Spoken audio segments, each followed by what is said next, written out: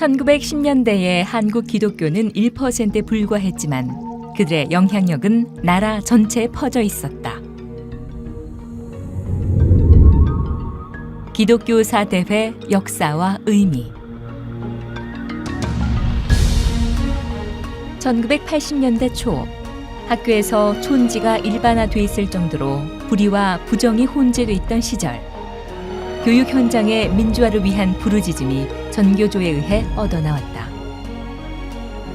그러나 그 움직임 속에선 기독교사의 정체성을 느낄 수 있는 그 어떤 것도 존재하지 않았다.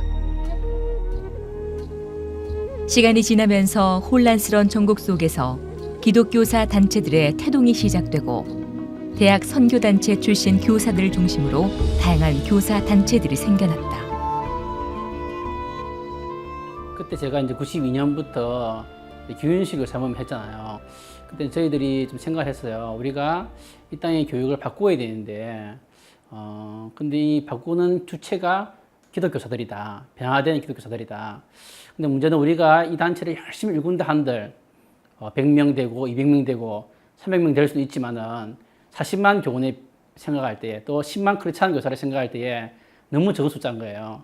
근데 주위를 둘러보니까 우리와 같은 단체들이 여러 개가 있었어요. 그러니까 적게는 한 10명, 많게는 200~300명 모이는 단체가 있는데 그런 단체가 10개가 모인다 하더라도 우리가 2,000명밖에 안 되는 거잖아요. 그럼 이런 운동의 속도를 가지고는 10만 크리스찬 교사를 깨우는 일들이 너무나 멀게 느껴지더라고요. 단체들이 하고 있는 일들이 비슷한 면이 있으니까 하나의 조직들을 만들어주면 여기는 분리기가 좀 쉬운 거죠. 그러니까 10개 단체 연합해서 큰 집회를 열어주길 경우에는 한 단체 수련은 안 오지만 이 큰 집회는 쉽게 올 수 있는 것이고, 이렇게 하면은 전체 기독교사들을 함께 묶을 수 있는 구심점이 되겠다. 그럼 이 구심점을 바탕으로 하여서 한국 교육에 영향을 주는 어떤 운동을 펼칠 수 있겠다. 이런 차원에서 연합운동을 생각하게 된 거죠. 1995년 여름, 대전에서 첫 번째 기독교사 단체 대표자 모임이 열렸고 그 이듬해 두 번째 대표자 모임에서 기독교사 대회를 개최하기로 합의되었다. 그렇게 약속했던 1998년이 되자 전국 11,000여 개의 초, 중, 고등학교에서 보낸 기독교사 신문과 기독교사 대회 팸플렛을 보고 전국에 있는 기독교사들이 강원대학교를 향해 모여들기 시작했다. 이렇게 모인 1,000여 명의 기독교사들은 그 자리에 강력하게 임한 성령을 체험하며 하나님이 기독교사들을 통해 이 땅의 교육을 새롭게 하실 것을 공동체적으로 분명하게 붙들게 되었다. 그리고 첫 번째 대회 성공적인 개최 이후 2년마다 기독교사 대회가 열리게 되었다.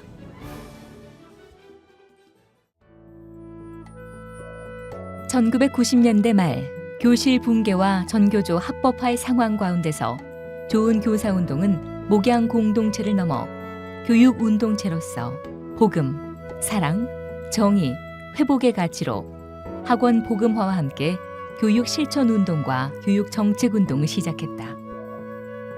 아이들 속으로 더 깊이 들어가고 아이들을 더 사랑하기 위해 만들어진 교육 실천 운동, 가정 방문, 1:1 결연, 자발적 수업 평가받기 등으로 이어진 이 운동은 신선한 충격으로 받아들여졌고 마침내 좋은 교사 운동의 간판 브랜드가 되었다.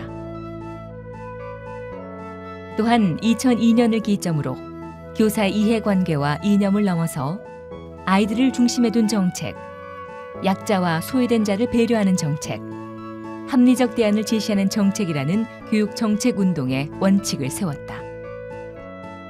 이러한 원칙 아래 나이스 사태, 교장 공모제, 교원 평가제 등의 대안이 제시됐고 이후 대선 공약과 교육감 공약 운동, 학교 폭력 종합 대책에 이르기까지 교육 정책 전반에 걸쳐 합리적 대안을 제시해왔다.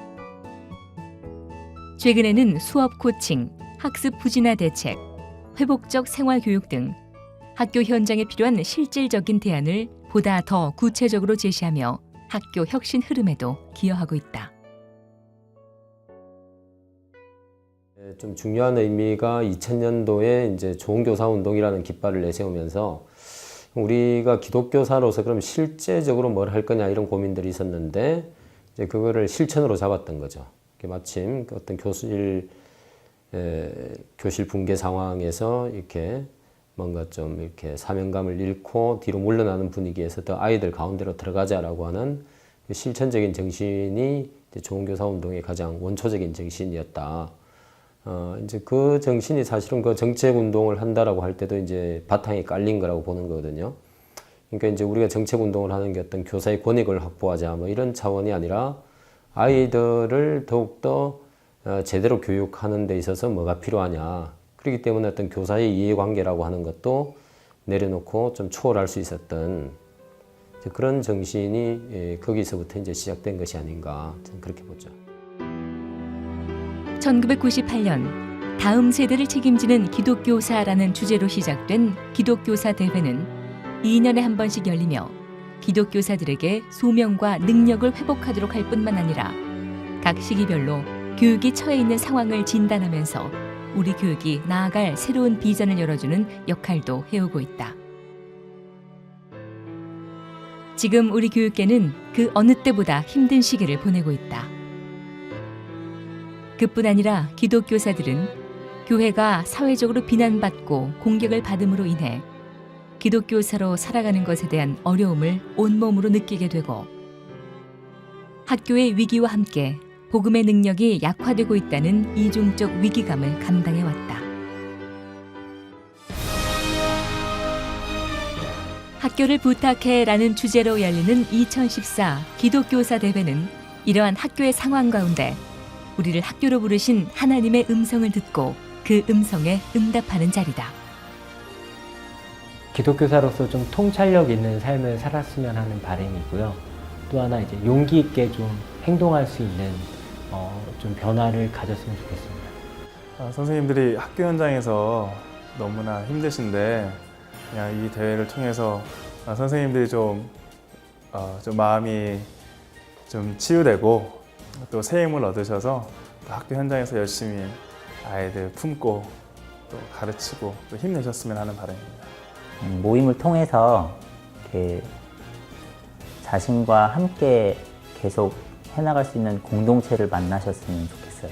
말씀을 듣고 은혜를 받고 다 너무 좋지만 선생님들이 현장에서 어떤 고민을 하고 계시고 그것들을 어떻게 해결하고 있고 그것 때문에 힘들어서 해결이 안 되는 게 있더라도 그거를 좀 나누면서 서로 위로해주고 관계 맺고 힘을 얻고 그런 것을 좀 바라고 있습니다.